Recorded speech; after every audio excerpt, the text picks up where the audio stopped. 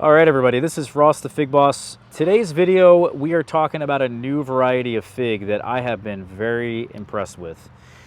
And I have been very pleased to announce that not only is it good, but it comes from my friend Mario in Connecticut. And for those of you guys who don't know, Mario was a good friend of mine who grows figs, and Mario would travel throughout Italy and taste wine, and that was a big part of his business and his family's business. And he would actually, on his travels, collect fig varieties, collect fig cuttings, bring them back to the United States. I know he doesn't mind me saying that now because he's since passed. And so he did a really nice thing for all of us in introducing a lot of really important genetics to the United States, although illegal. I think he did a fantastic thing. And so this particular variety here is called Castel Trosino. It's number 48 on his list. And this is, the story goes, I think, is that this comes from a castle town, or one of the towns with a bunch of castles in it, called Castel Trosino there. The exact details, you could find out the entire origin, by the way, if you search for this in Google, Castel Trosino. And so he says it comes from that place, and there's a fig tree there in front of one of the castles that's 30 to 40 feet in height. And he actually, believe it or not, planted this tree in the ground at his place, if I'm not mistaken, along with a couple other varieties that he has against his greenhouse, his smaller greenhouse that's attached to his house, where those are the varieties that are quite hardy. He does protect them, but they're also very early. And so he gets great production, good stuff out of that selection of trees that he planted. And so this was one of them. And so to me, that, I didn't know that until very recently, looking up the origin. And so knowing that, it makes me think even higher of this fig, because we had harvested this, believe it or not, like a month and a half ago. It's October 6th. This is, by the way, harvested just after Hurricane Ian. It's been raining for like 5-6 days straight, and somehow I have a reasonable fig to eat. I'm just shocked. It feels great. It doesn't seem like the most ripe it could be, but this fig, for whatever reason, has done well in this particular event that has happened. And there's no cracking on it, or almost no cracking. The eye is, although open. And the nice part about this fig, by the way, is that this is Mario's earliest fig. He gets this to ripen before any other.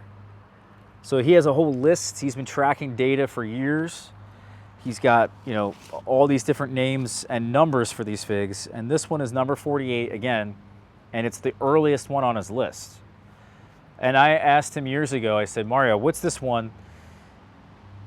I'd never heard of this fig before. It's the first fig on your list. I actually asked him about a number of figs. To this day, I actually have quite a few of them that I asked him about and was very interested in, actually, since hearing back from him. And so this fig, believe it or not, like I said, ripened like a month ago, probably even a month and a half ago, probably ripened around,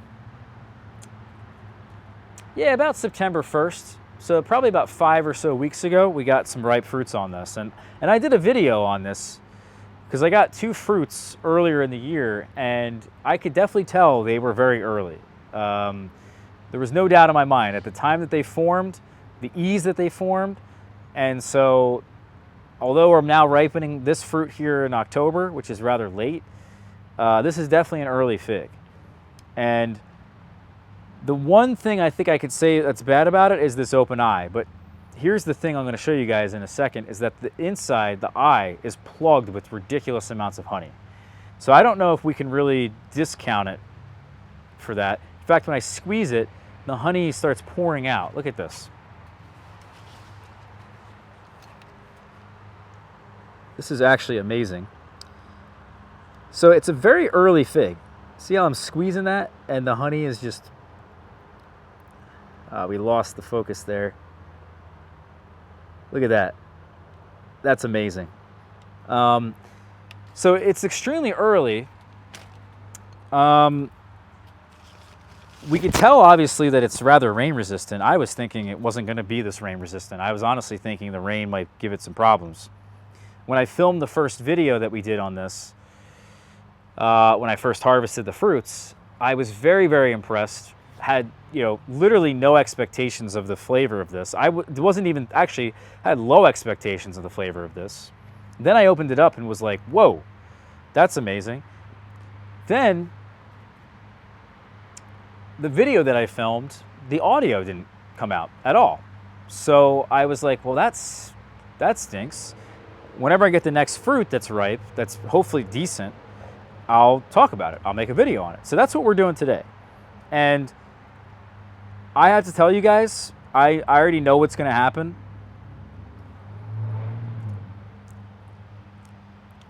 Oh, I hope it's not fermented here. But when I open this up, oh my God, you can already tell. This is seriously one of the best tasting fruits as well. So not only is this fig super early, but it's also really, really tasty. There looks like maybe there's a little bit of spoilage on the one on the left. We'll see. I didn't taste any of that, but I have been blown away. So when I did that video, I was so upset that I didn't get the audio right, because I was like, I don't know if I'll get one that's good again this year. And it was so good. I could not believe how good it was that, I was just really upset I didn't get it. So let me try this one.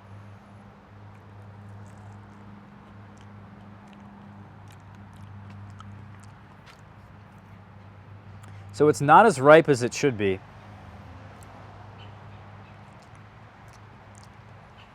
But even in this lesser ripe state, and I have to pick all the figs today, guys, because I don't want the fruit flies to go crazy. So I'm picking like everything after this rain. But I promise you, even though it's a little underripe, it seriously tastes amazing. It's among the best tasting figs that I think you can reliably grow here. I would say it's right up there with Smith, right up there with something like a Black Madeira. Like, it has a really, really nice berry flavor. It also typically is rather sweet. I wouldn't say it's that acidic. And so for me, that has got like almost everything going for it. Let me show you guys the tree. I actually been so impressed with it. I planted it in the ground. And so that's actually where this fig just came from, was an in-ground tree. And this is the tree we actually planted as a demonstration, I think. Or maybe it was the one next to it that we talked about recently when we've been planting these figs. But this is it over here. I actually planted it on an angle. It's rather healthy. You can see there's the leaf pattern there. It doesn't look like much. Looks like an average brown turkey leaf pattern or something. Maybe something between a, I don't know, between a Hardy Chicago and a brown turkey. So rather interesting. And I planted it on an angle because we're gonna bend this down. I'm gonna cut most of this back. We're bending it down, and then we're gonna cut it probably back to all the way to here. And then this will grow, and this will grow when we straighten it back up in the spring. So not a whole lot to really look at. It's not a very large tree. It fruited quite a bit for its size. It's insanely productive. It fruits easily. And it fruits early. It's like, it has everything, it seems like. I can't believe it. I really can't. I'm just like waiting for something to be wrong. Like, I just feel like this is too good to be true, because it really does have pretty much everything you would want.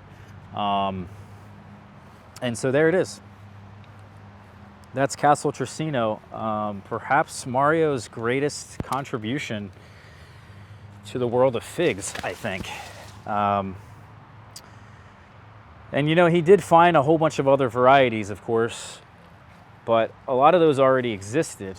Things like Verdolino, Salame, Neruccio de Elba, even the Moro de Caneva. I mean, he had really all the good ones. Pastelier. There's another one called Unguiarolo that I think will be rather special. So he had all of them pretty much. It's just this one here, this Castel Trosino, is mostly an unknown that you won't find documented in like Italian literature. You won't see it written about anywhere. That's a unique fig. And so that's the, I think what I mean by his greatest contribution is that the other ones were known, and so we didn't have them, but this one's totally unknown. So anyway, thank you, Mario.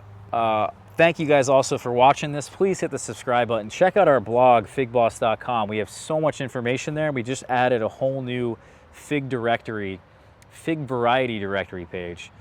All right, guys, take care.